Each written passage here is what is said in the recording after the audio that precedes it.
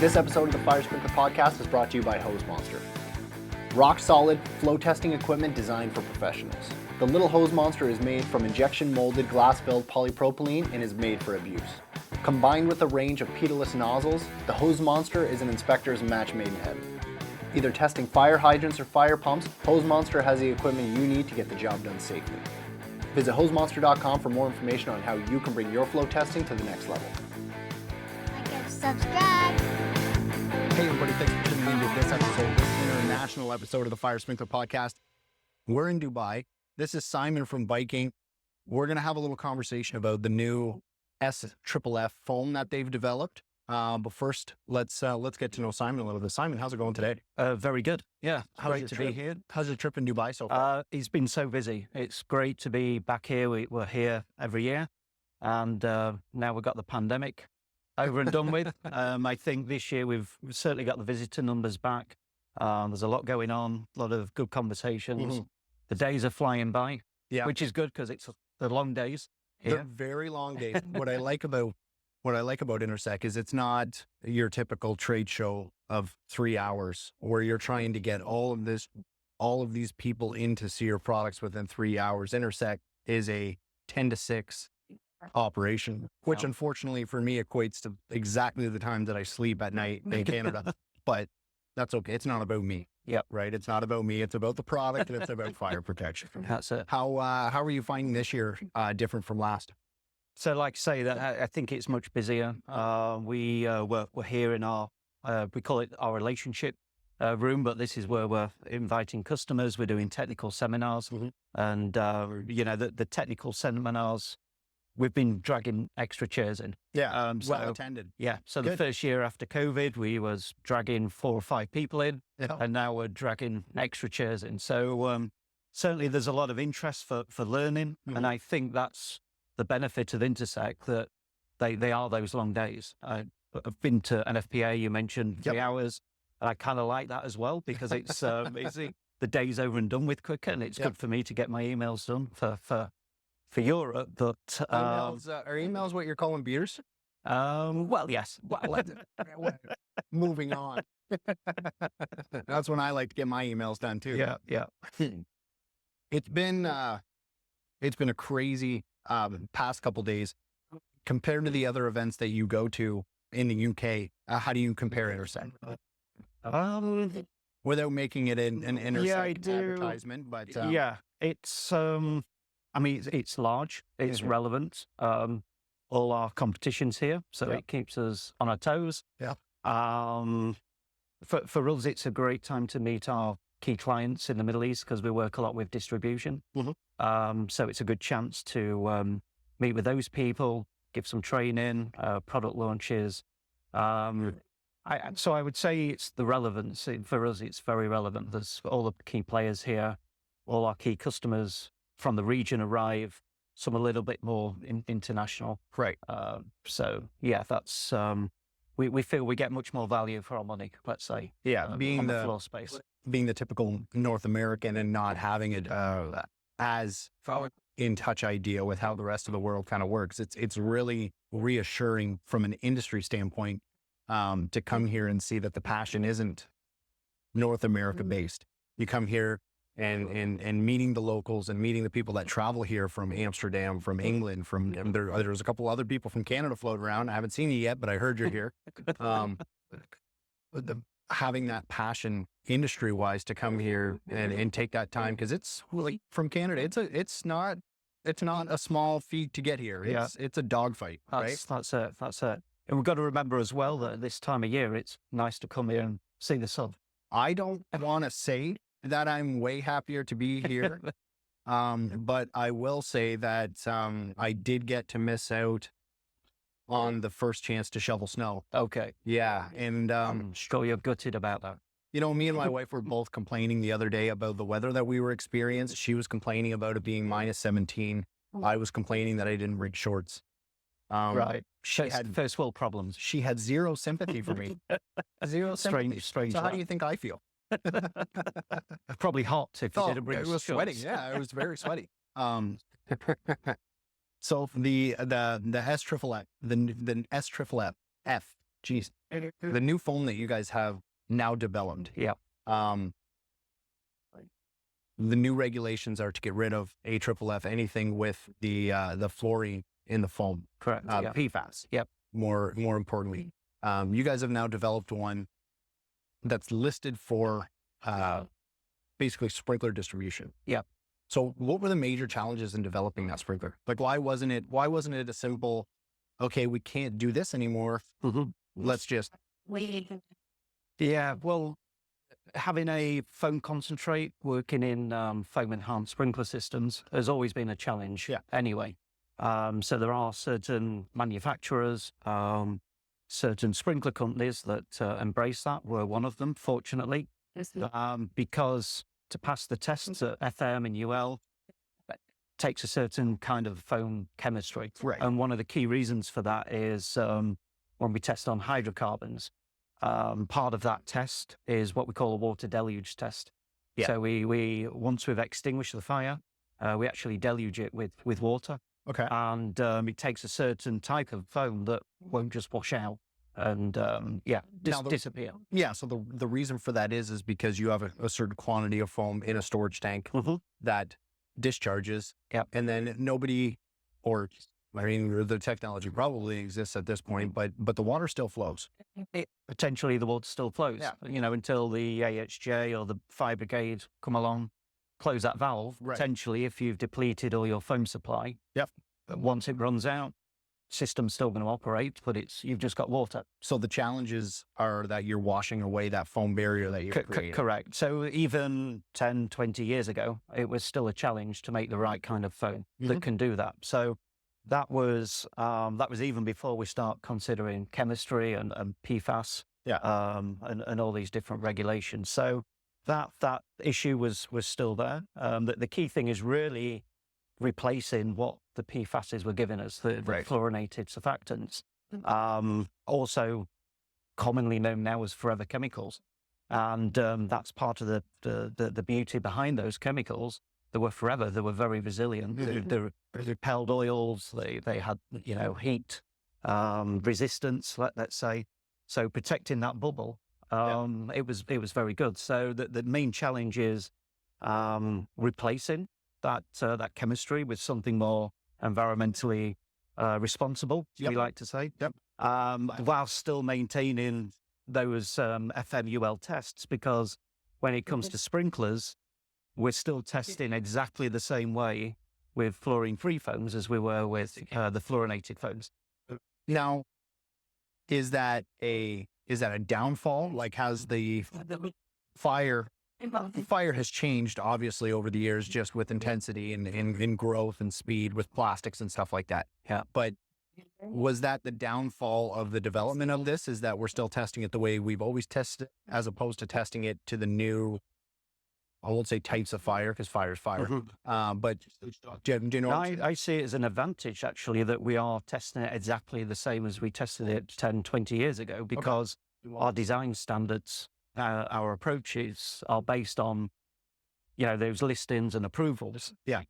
So we don't need to change the designs, which, our customers, that's the key thing, really, that there is a change of foam, but because we're still testing to the same standards, we're trying to have the same technical performance in terms of density, listings and approvals. And that's our number one target, to replicate what we had with the fluorinated foams. The expansion that you get with a standard spray sprinkler is substantially different than if you were to use a agitator.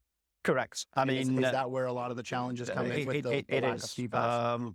When we're developing sprinklers back in Caledonia in the US, nobody calls me and says, "Simon, we're designing a new sprinkler. What features do you want for your foam?" No, don't do that. They don't do that. They don't do I'm that. gonna make a phone call when I get back. I don't expect them to do that. I mean, they obviously need to pass certain UL FM tests for water distribution. They're a water distribution device. Need to be low cost, small, and they are not great devices for making foam blankets. Yeah. And that's where your chemistry has to compensate as well. Yeah. So what I do like about foam is what about Viking is that when you do create a product, you try to make it Viking friendly. So you have a sprinkler that's available, and as long as it's like a large volume sprinkler, or even the smaller volume sprinklers are not all the time, but compatible with your Viking foams and stuff like that. Yeah. How long of a process has it taken to get from the AFFF to now?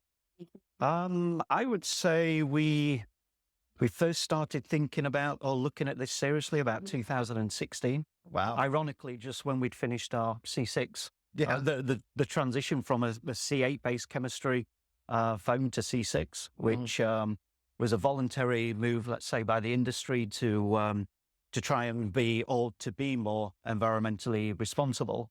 Once we'd finished that program, I thought everything was over and we could just relax and just sell. But You thought you were on vacation. At that point, we thought we'd be on vacation. Yeah. But no, at that point, it was like, okay, now we need to start thinking of this just in case.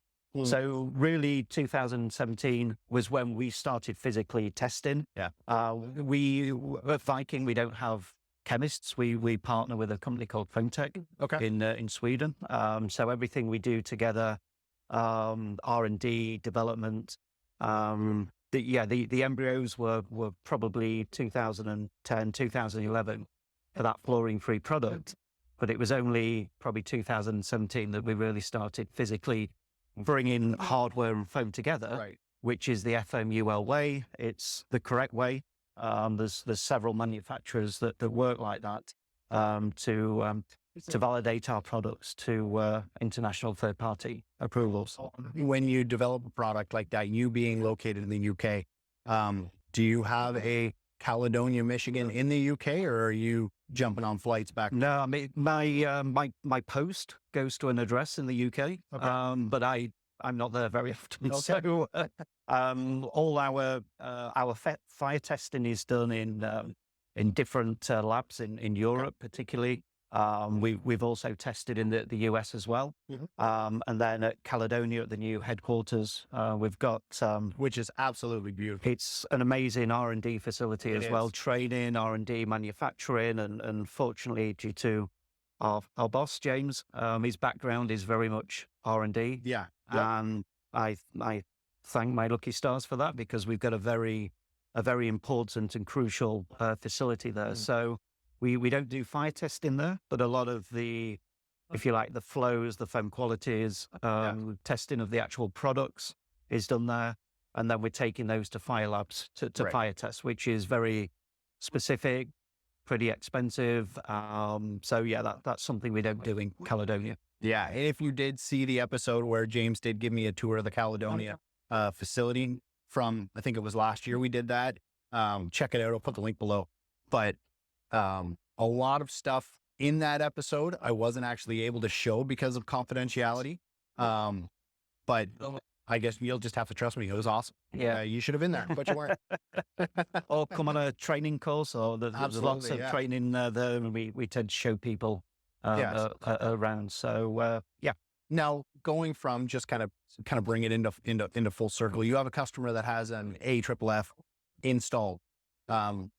What kind of challenges are they having from making that swap out? What are the different, what kind of flow characteristics are changing? Is it a matter of just replacing the bladder itself in a tank, or is there going to be tank size changes as well? Yeah. Sizes, things like. My answer to that question is always, it depends. Yeah. And that's really the stage we're at now. So the past few years, it's been the development of the product, it's getting it tested. Legislation is increasing, particularly in the US. Yeah. We also see the same in Europe. And now really this past year, physical changes are happening on site. I would say previous 2 years, it's been theory, planning, putting budgets in place. Yeah. Now people are out there actually doing it. And what we're finding is that the reason my answer is depends is because densities might change. It's sprinkler. It's sprinkler. Like the same old thing when somebody calls and says, "Hey, I got a building. I need sprinkler. How much?" Yeah, that's it. That's it. I mean, our number one focus in R&D is to maintain the same densities. Yeah. Because that's where the cost is for the end user. And, we often discuss that it's an unplanned and unexpected cost. They might have a 4-year-old system, which they really didn't expect to have to replace again. Yeah. And that's how extreme it can be in certain scenarios. So the reason why it depends is that the first question I always ask, this might seem a little bit alien for a North American, Canadian, but I always ask, are you going to do it correctly? Are you going to do it to code? Are you following a design standard? Are you really going to ensure that your products have a listing and approval? Because that means that it's a system. It's not an individual component. Is that a major problem that you have over here? Not so much in the Middle East. It's not too bad. Europe is a nightmare. Really? Yeah, because we have, getting a bit political now, but we have European standards as well, which are something and nothing when it comes to foam. So it allows people the freedoms not to follow, let's say, the NFPA 11 way of doing things, which is proven fire test data, which we as a manufacturer and our competitors are following UL and FM test protocols to list and approve those products, and they're approved as a system. We don't have that same situation in Europe. So for me, that's always the first question. Are you following a design standard? Yeah, it's NFPA 11. Okay. Yeah. Are you going to do what NFPA 11 says? Of course. Okay. Well, you do realize that if you want to use our product, those sprinklers need replacing. 2,000 sprinklers. Yeah, that's the problem. Right. So then that's where we have to get pragmatic, because those 2,000 sprinklers might be above a production line, which is turning over $5 million a day. Yeah. They're not going to replace those sprinklers. That's right. So what else can we do? And that's where we get into type by type testing. But what we always want to be able to point to is test data, fire test data. And I've just been negative about the European standard, but I'm expecting that in the next revision, they will tighten up on that fire test requirement. Yeah, as I become more and more involved with the European and Middle East market, which seems to have been a lot over the past year since Intersect last year, the big complaints, nobody's really vocal about them, but what I'm noticing, companies like NAFCO are creating products to cover you in case you're not following a standard. They have a standalone fuel filtration for a diesel fire valve. Yeah. And I asked, why do you have this? There's fuel filters on the diesel itself, on the driver itself. And their reply was, well, if the fuel sits for over a year, it's dirty, it can get built up and stuff like that, and this filters out. And I said, well, if you're doing your regular maintenance, because his reply was, NFPA wants you to have a specific filtering device on there if the fuel's going to sit for longer a year. And I said, yeah, but if you follow NFPA 25, you're going to run that pump for 30 minutes every week. Your fuel's not going to sit for a year. You're going to be replacing it. Okay. I said, yeah, but what if they're not? And I was like, yes. Yeah. But if you're not following NFPA in regards to this, why would you follow it in regards to that? That's yeah. Correct. Okay. So they said they do have, like in the Middle East, at least, the preventative maintenance is one of the biggest struggles that they're having here right now. Yeah.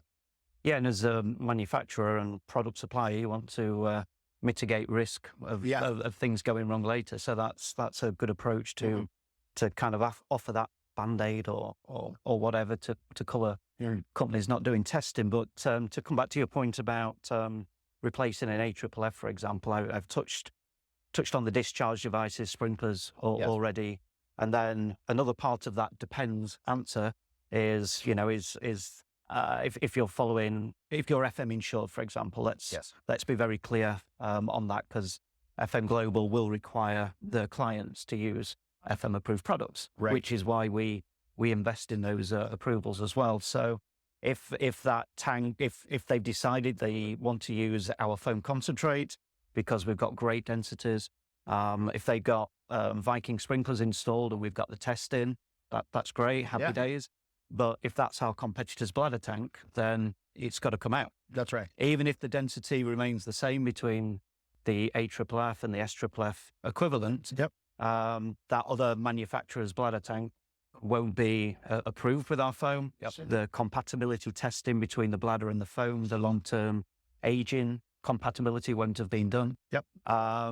So again, it depends. So if that was a Viking tank that went in 3 years ago, the density remains the same. It's just a change of bladder. That's great. So, it's always going to be a painful day when you give the advice back. Yeah. It just depends how. That's an estimate you want to hand in person. Yeah. Checking emails maybe would be a good way of doing it. Oh, yeah. Good point. Good point. Yeah. Slide that forward across. So that's why the first question for me is always how compliant are you going to be? How compliant does your AHJ want you to be? Because obviously an end user or a fire contractor are normally looking to do it as cheaply as possible because, again, it was an unplanned CapEx. Yep.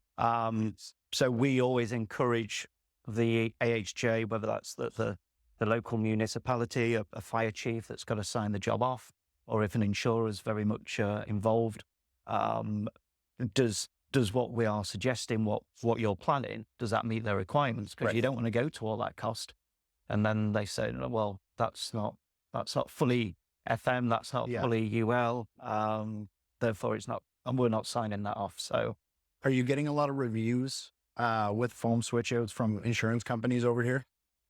We see certain insurance companies are very much involved in this, partly because the insurers don't want, they're nervous if there's a fire, an activation of the system. Puts the fire out, great, you've saved the building, but then what do we do with that runoff? There is an increasing amount of concern, even paranoia, I must say. So that's why we're seeing more and more involvement of insurers who are pushing or informing their clients, urging their clients that if they're upgrading or putting a new system in, to move to more environmentally responsible solutions, just in case there is an activation and it's not contained for the future. Anywhere that green foam spills, grass will grow. That's not our marketing. That's not. That is not our marketing. No, that won't hold It's up still the a plug. chemical. Yeah, we're normally very clear about that. So substantially better, though. Substantially better. It is an improvement. Yes. Simon, thanks for coming on. That was a lot to look at. This is definitely an episode that I'm going to be reviewing and going back through. Thanks for coming on. Okay, no Thanks for problem. supporting the podcast. Thanks for your time. Appreciate it. Okay, thanks. Yeah.